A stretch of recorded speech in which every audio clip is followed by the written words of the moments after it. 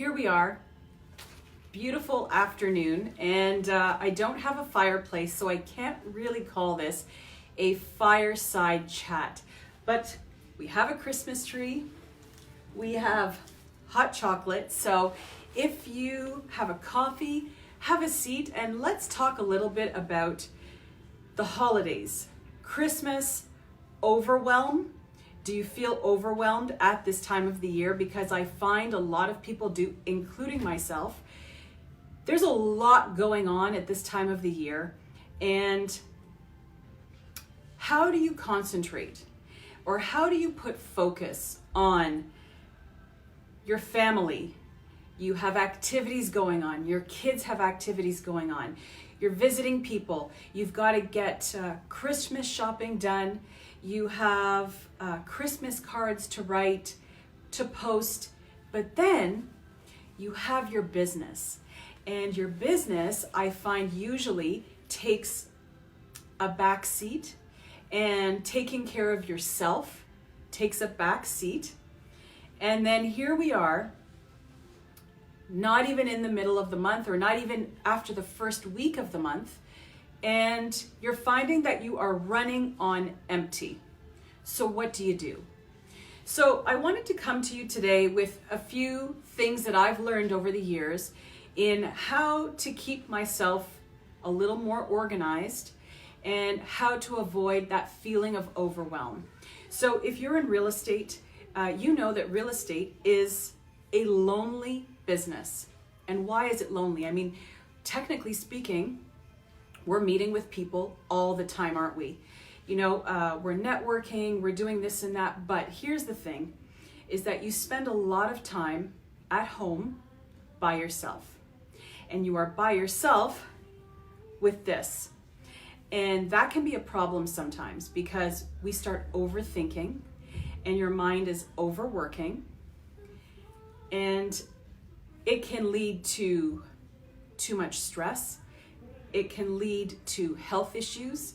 It can lead to the way that we respond to people because we have less patience.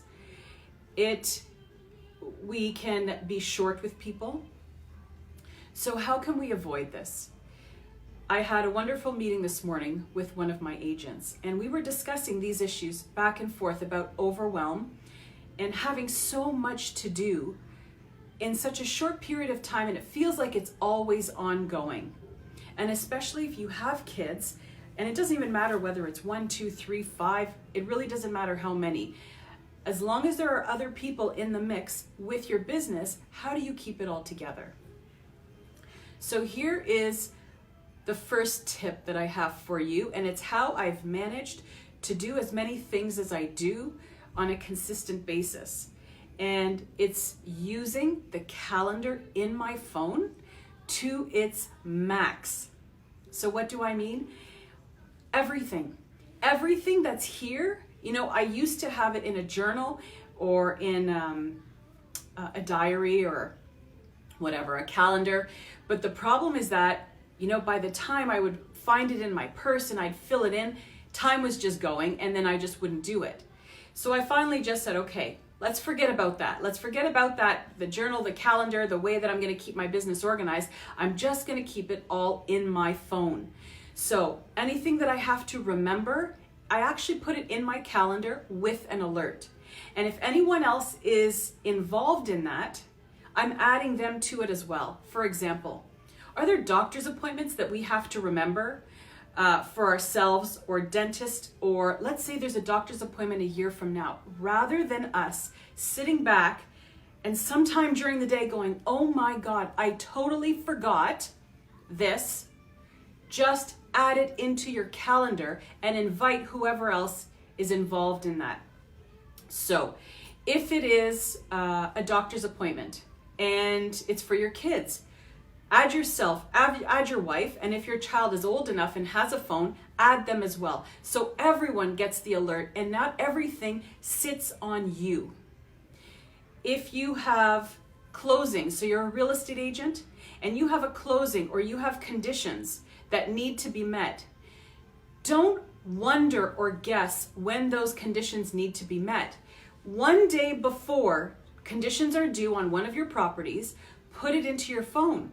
Because if you're busy and you have a lot of different listings going on at the same time, you don't want to get it mixed up because that's a serious thing.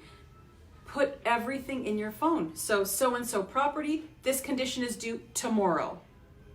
Give yourself a day in advance. Give yourself a couple of days in advance. If you have the RICO update course to do, and it's like 15 hours of the click, click, click, put it in your phone 10 days before and start doing it for an hour every day.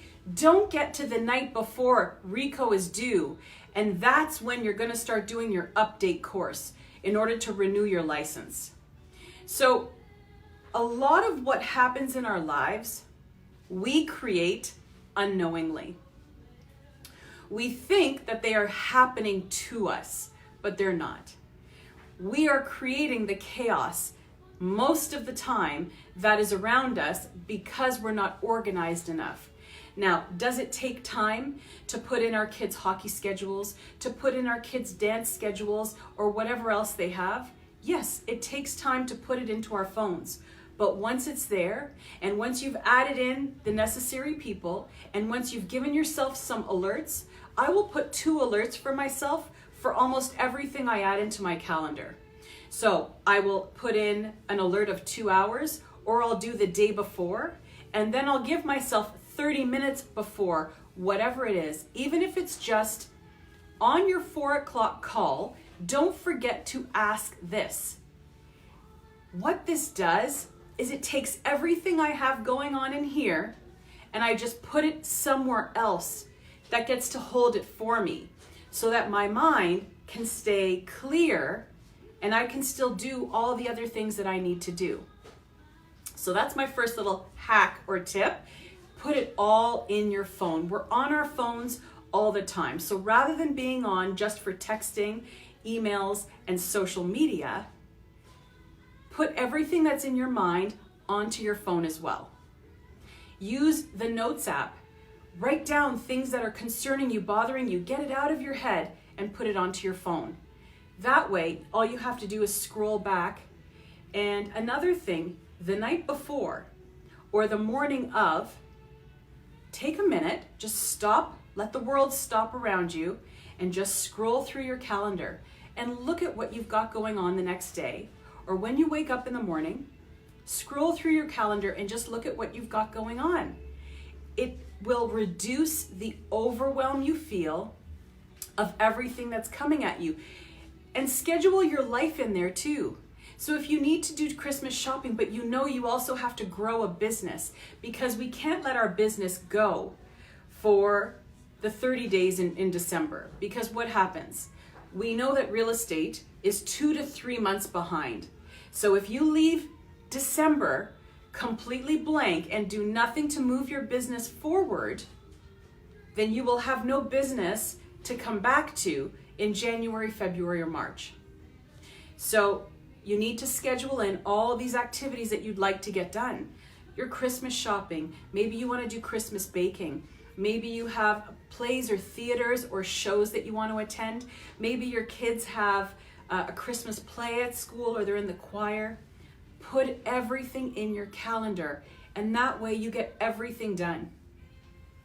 So that was my one thing that I wanted to add. Second, when it comes to Christmas cards, now I don't know if you can see, but there's a box behind here. I've got my box that I'm going to send out my calendars that I get made. I have 8 boxes of Christmas cards. What did I do yesterday? I scheduled in half a day to hand write and personalize 150 Christmas cards. Why? How many of you receive Christmas cards in the mail from companies, or maybe it's a service provider who you used a little while ago? You get that Christmas card in the mail, very pretty on the outside. It's either got a stamp of their name inside, or it's just a happy holidays and then there's a signature. Did that card move you in any way emotionally? Likely not. Is the thought that you were on their mailing list special? Not really. So the reason why I handwrite and personalize 150 cards is because it's special. And I don't like to bulk people as bulk mail and say you're all going to get the same thing, because it will not affect them emotionally at all. I want to have a connection with people, and I'm not going to have a connection by stamping my name in a Christmas card and sending it as bulk mail. So the way I see things is, if you're going to do it, then do it right and personalize it and make it meaningful. So that was about the Christmas cards, and it's actually something that I schedule in, and I make sure that I'm not doing it the third week of December right before Christmas, because we know that it's going to take some time to go through the post office. So 3 weeks before, 4 weeks before, start doing bit by bit. And then it doesn't seem as overwhelming. The whole point of this today is to talk about overwhelm, how to reduce it so that we don't get stressed, we don't get sick over the holidays because we've got too much going on. So I have a couple of things written down here about business. Do you agree that constantly learning and improving our knowledge, whether it's about our specific industry or whether it's about mindset, is really important? And because we have so much going on right now in our lives, especially the month of December, January all of a sudden goes really quiet, right? But December can be really, really busy. The thing is that we don't want to just put business on hold, because it doesn't help us. So here's another hack. You want to get through some books because they're really important for you to gain some extra knowledge, whether it's in marketing, maybe it's social media. Start listening to the books or listening to the podcast. If you don't have time to pick up the physical book and read it, buy it on Audible or listen to a podcast, which are free. While you're driving to your appointments, your doctor's appointments, while you're driving to Christmas shopping, I mean, we know what the mall parking lots are like right now. They're crazy, people are busy, people are in a bad mood, even though it's the holidays. So rather than being in that, also in the negativity of not having enough time and feeling frustrated, what if you're just getting things done and organized? And when you get to that parking lot moment, you've got a podcast going on, teaching you something, and you're concentrating on what's being talked about. You're not getting angry about sitting in traffic. I actually like sitting in traffic now, because it means that I get to listen to another chapter of the book that I'm reading. So that shift in perspective of the way that we can do things will make all the difference in your life. And it will make all the difference in the life of the people around you who are dealing with you when you feel overwhelmed or frustration, because you have so many things going on. So these are ways to cut down on some of the stress when we need to get stuff done, but we don't feel like we have enough hours in the day. Christmas shopping, let's go to that. We do have online now. So if you can, get a lot of it done online. Why not?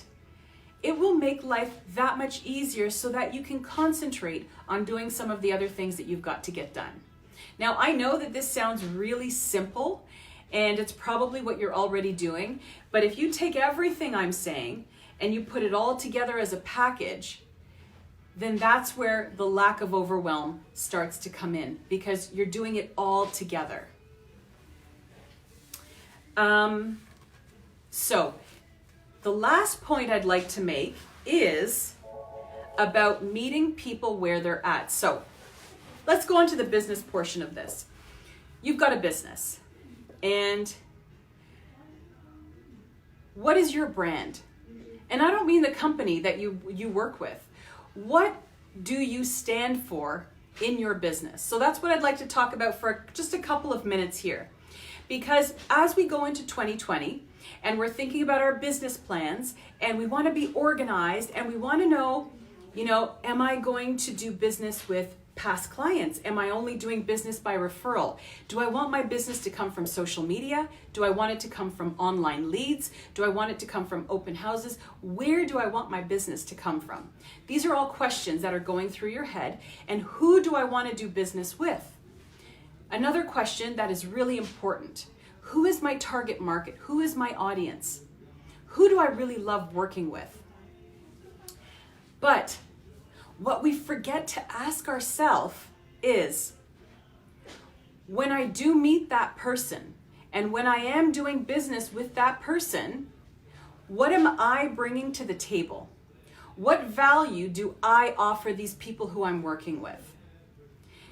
So this is what I would like you, when you're thinking about this month, because you're creating a business plan, your roadmap for 2020, and when you're thinking about how you're going to do your business and where you're going to do your business and who you're going to do it with, what do those people need? Because it's not about us. Essentially, we have two types of business people. We have the hero and we have the guide. Are you the hero of your business or are you a guide in your business? If you're a hero, when you go to the table or when you meet people and clients and customers, you spend the majority of your time telling them about all of your accomplishments and how many houses that you've sold and how many people that you've helped. That is one way of doing business. Being a guide is, I am here for you. I'm listening to what you need and I'm going to respond and I'm going to help you where you're at right now. It's not about me, it's about you, and it's about how I can help you in your business. So if that's going to be your train of thought, which I hope it is, because that is the way that you are going to be the most successful, is finding out where your client is at and helping them at that point. So it's about your messaging. And now we're going to go to, in your business plan, if you're going to use social media, your messaging is extremely important. And what message are you sending to people in your posts? What message do you send to people in the videos that you do?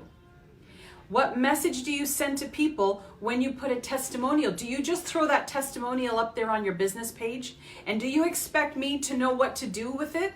Or are you going to guide me in why you've posted that testimonial? If you've just sold a home, are you showing me that you've sold the home because you're amazing? Or are you showing me that you've sold the home because you just helped someone achieve their goals? You see, on social media, our messaging matters a lot. And everything you post depends on that little message that you wrote at the top of it. So going into 2020, it's really beneficial that you work on your messaging. And when you meet with your clients face to face, what is the message you are giving them? Are you showing them that you're a guide? Are you providing them information without thinking, oh, but if I tell them, they might go and give that information to someone else and use someone else? Get rid of that kind of thinking and just go in there being open and saying, I'm here to help you.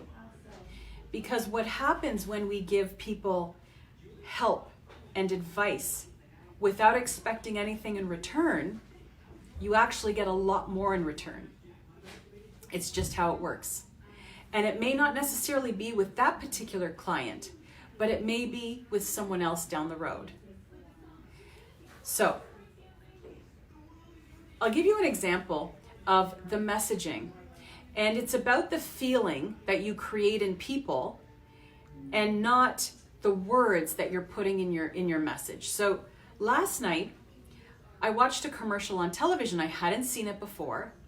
And I actually wasn't sure if it was part of the movie that I was watching or if it was a commercial, because it was very cinematic.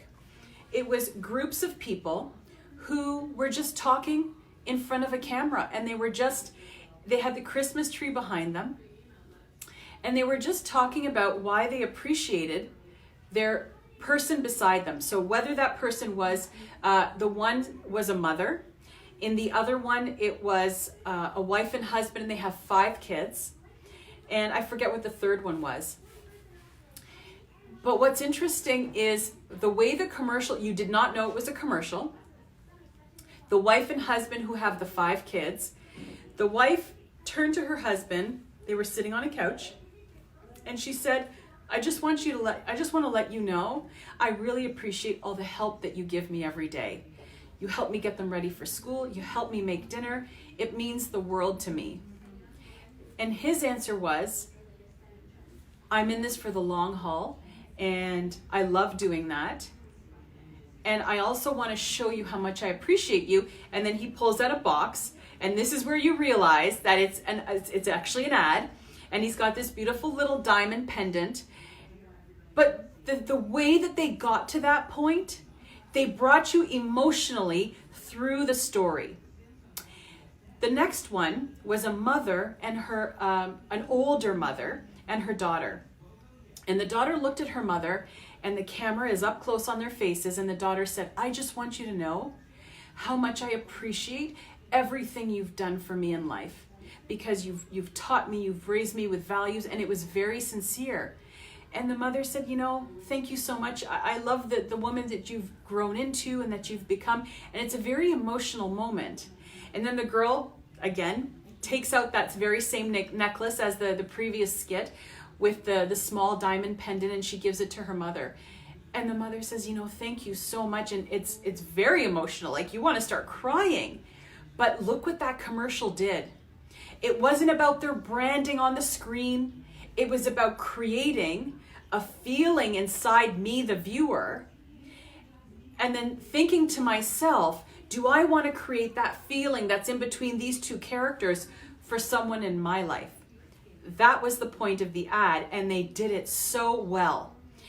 And there are many, many companies that are doing this now, and the ones that are getting it right. WestJet, if you've seen them on YouTube, WestJet has the gift. And what they did a couple of years ago is they went to an airport, and people who were boarding a plane, they asked everyone, what would you love for Christmas? And they would say, oh, I would love this. I would love this. And everyone gave a list of what they would love for Christmas. Then they got on, I think it was a 5 or 7 hour flight. What WestJet did, when they landed, they had the Christmas gift waiting. I mean, it's amazing to see. And there's people crying in the airport. Nothing had to do with flying on the plane. Nothing had to do with the WestJet name. It was about the story and the emotion created along with WestJet doing that. So I'd like you to think about this as you go into 2020. When you're thinking about promoting your business, which is you, because as real estate agents, our business is us. We are our brand. So what I'd like you to do is I'd like you to think to yourself, how can I create that emotional connection with someone I'm only even meeting for the first time? And I'll give you a hint. It has to do with listening. Listening and asking questions. And then don't say anything. Just listen to what they have to say. Meet them where they're at. Where are they at right now in their home buying process? Where are they at in their home selling process? Just listen to what they have to say. And then that's where your next question will come from. When you're listening to people talking, don't listen to respond, to always have an answer ready.